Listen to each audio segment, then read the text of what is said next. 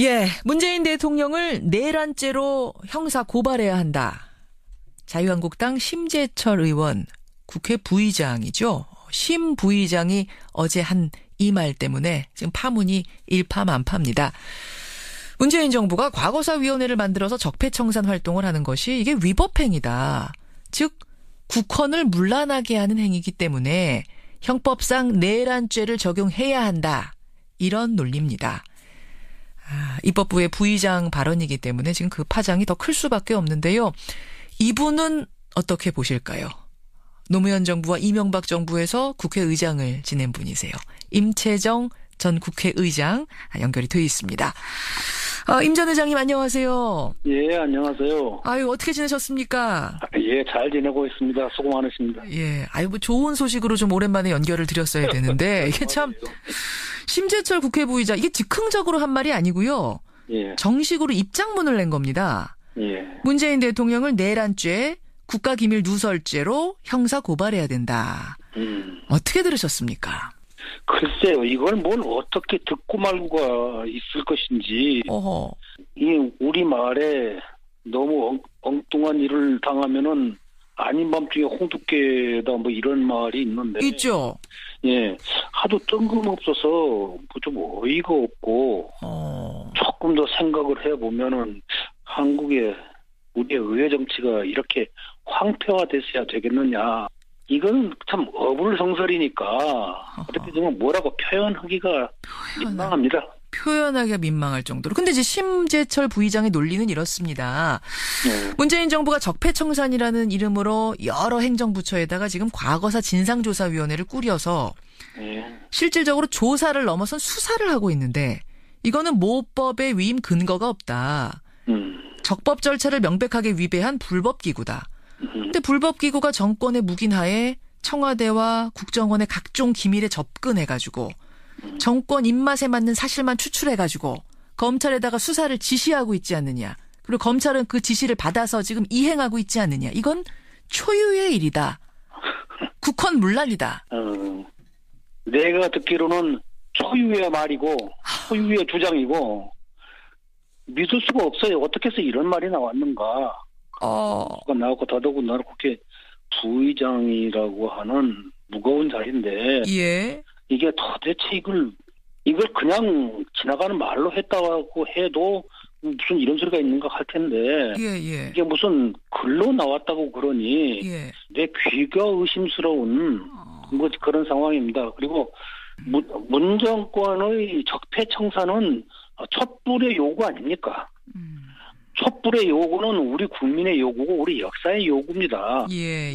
이러한 그 엄정한 시대적 요구를 갖다가 온갖 되지도 않는 논리와 그 무슨 그 근거 없는 주장으로 이렇게 참 요설을 늘어놓는다는 것에 대해서 나는 분개를 넘어서 어이가 없죠. 어이가 없고 요설이라고까지 지금 표현하셨어요. 그 요설입니다. 근데 이제 이 내란죄 얘기가 왜 나왔는 거 하니 적폐청산이냐 정치보복이냐 이 논란 와중에 나온 거거든요. 그러니까 과거 적폐를 청산한다고 하면서 왜 박근혜 정부하고 이명박 정부에만 칼을 들이대느냐. 그럼 과거 적폐가 어떻게 그 두 정권에만 있느냐. 뭐 이러다 보니까 정치보복 아니냐. 그러면은 뭐 이게 지금 적법하지 않은 거 아니냐. 뭐 이렇게 얘기가 흘러간 거거든요. 어떻게 생각하세요?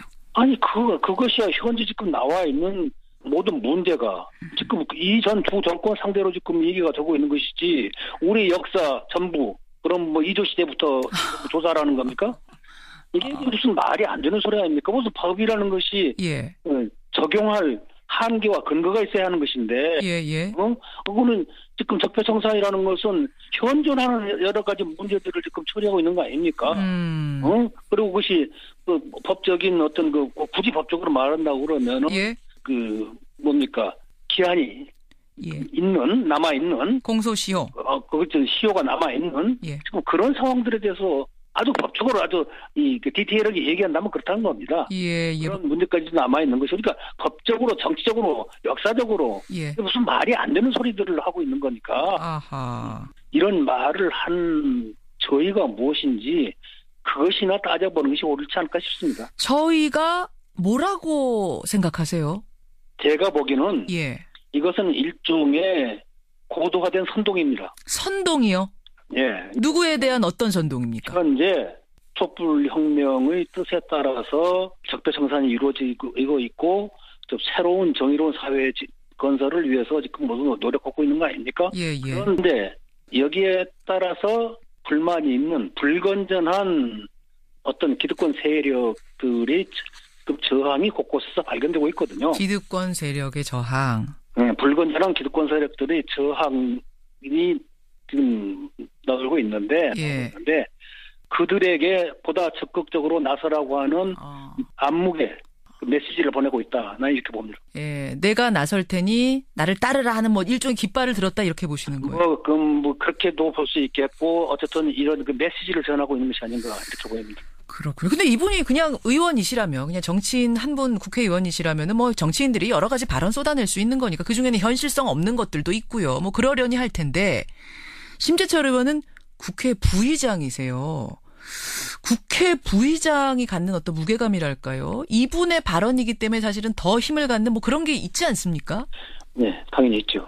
국회 부의장이라고 그러면 의회 정치에 있어서 적어도 국회에서는 지도적인 위치에 있는 그런 그 중요한 자리입니다. 그렇죠. 그리고 따라서 언행도 그만큼 무겁고 책임감이 따르는 자리입니다. 예, 예. 그리고 또 국회 내에서 의사 일정을 두고 여야 간에 견해차가 있고 또 그랬을 때 어떤 그 사회를 하면서 어떤 부분에 대해서 자기 찬반이 있을 수는 있어요. 예. 그렇지만은 그런 직접적인 의사활동과도 관계없는 일반적인 정치 문제를 국회 부의장이라는 위치에서 이렇게 함부로 말을 한다는 것은 예. 그것은 정상적인 상황이 아닙니다. 아, 비정상입니까, 이 발언? 나는 비정상이라고 봅니다. 그렇군요. 국회 부의장이 어떤 이런 정치적인 소견, 어떤 한쪽에 치우친 소견을 못하게 돼 있는 거예요? 아니, 개별적으로는 할 수도 있겠죠. 예.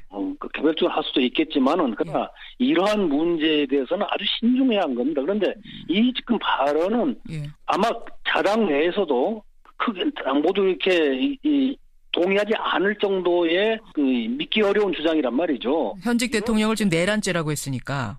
그럼 국회 부의장 틈되는 분의 주장이라면 균형이 있어야 하고 절제가 있어야 하는 겁니다. 부의장이니까. 예. 지도자니까. 그렇죠. 그런데 그런 것을 넘어서는 이런 정책 일탈 행위는 용납하기 어렵습니다. 지금 이게 대선 불복의 의미로 해석하는 분들도 더러 계시더라고요. 정치권에서는. 그렇게까지도 보세요. 당연히 그렇게도 해석될 수 있죠. 이것은 대선 불복을 애둘러 표현한 행태라고도 얼마든지 말할 수 있을 겁니다. 그러다 보니까 더불어민주당에서는 국회 부의장직을 내려놔야 될 정도의 발언이다, 사안이다, 사퇴하라 이렇게 주문을 했는데 이것도 그럼 그건 문제 정당에서 나오는 얘기니까 또 내가 무슨 그 점에 대해서 옳다 그러라고 말하기는 어렵습니다만은 아무튼 정상적인 상궤는 벗어났습니다. 정상은 벗어났다. 그러면 이분이 지금 이런 논란에 휩싸인 상황에서 이런 발언을 한 상황에서 정상적으로 앞으로 끌고 갈 수는 있을까요? 부의장으로서 국회를? 글쎄요. 그것은 그분의 능력이 얼마나 있는지 그건 모르겠습니다. 예, 여기까지 오늘 말씀 듣겠습니다. 고맙습니다. 예, 수고하셨어요. 예, 노무현 정부와 이명박 정부에서 국회의장을 지내신 분이세요. 임채정 전 의장이었습니다.